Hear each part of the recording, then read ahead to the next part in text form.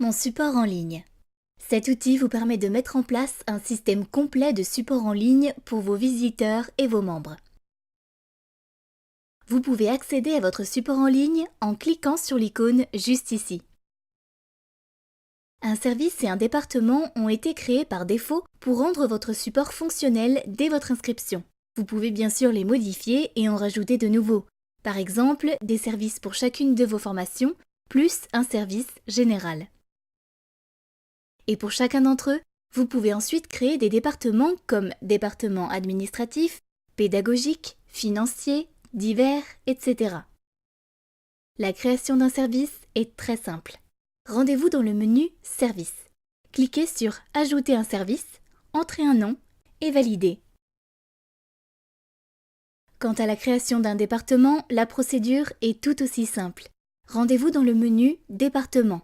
Cliquez sur Ajouter un département, entrez un nom, sélectionnez un service, puis validez. Vous pouvez maintenant attribuer certains de vos administrateurs au support en ligne.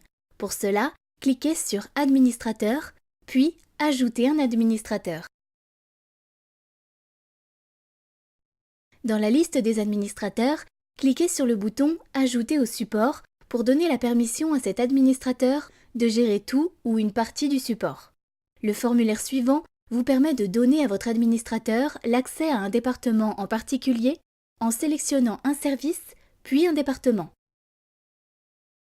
Dans l'éditeur de contenu, vous pouvez insérer une signature. Lorsque votre administrateur répondra à un ticket du département et du service concerné, la signature sera automatiquement ajoutée à sa réponse. Cochez enfin la case « Notification par email » si vous souhaitez qu'un email soit envoyé à votre administrateur à chaque fois qu'un ticket est ouvert dans le service et le département concerné.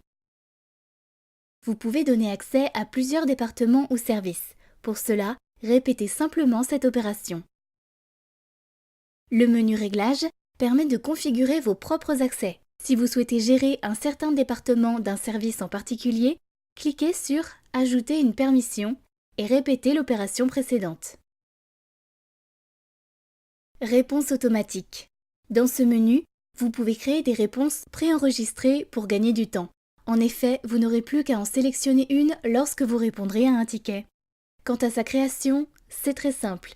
Choisissez un service, entrez un nom facile à reconnaître et entrez le message correspondant.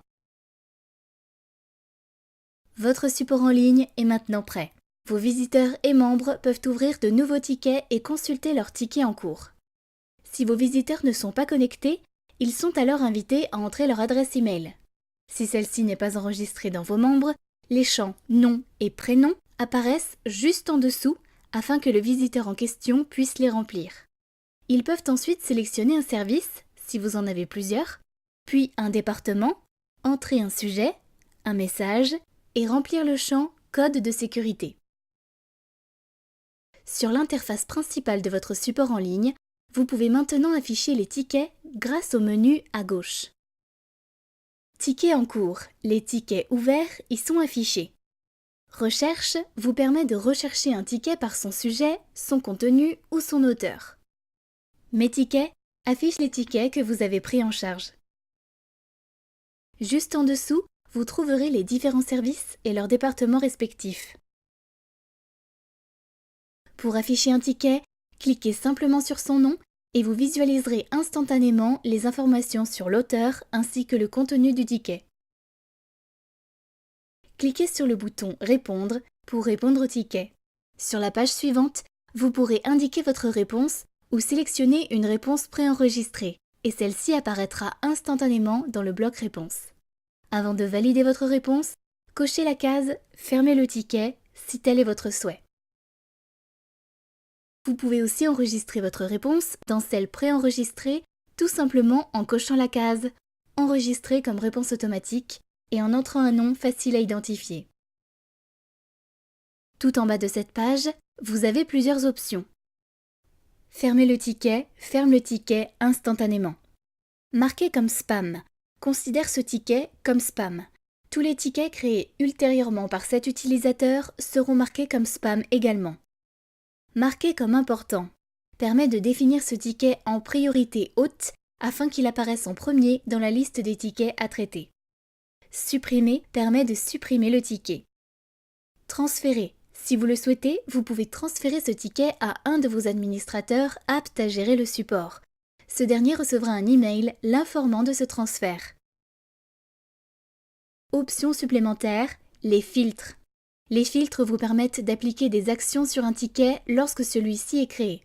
Par exemple, si l'adresse email de l'auteur est email@domaine.com, transférez le ticket à tel administrateur. Si le sujet du ticket contient un certain mot, supprimez le ticket immédiatement, etc. Entrez un nom pour identifier ce filtre. Sélectionnez ensuite l'élément à identifier, adresse email, sujet, contenu, puis indiquez sa condition, et enfin, choisissez l'action à exécuter.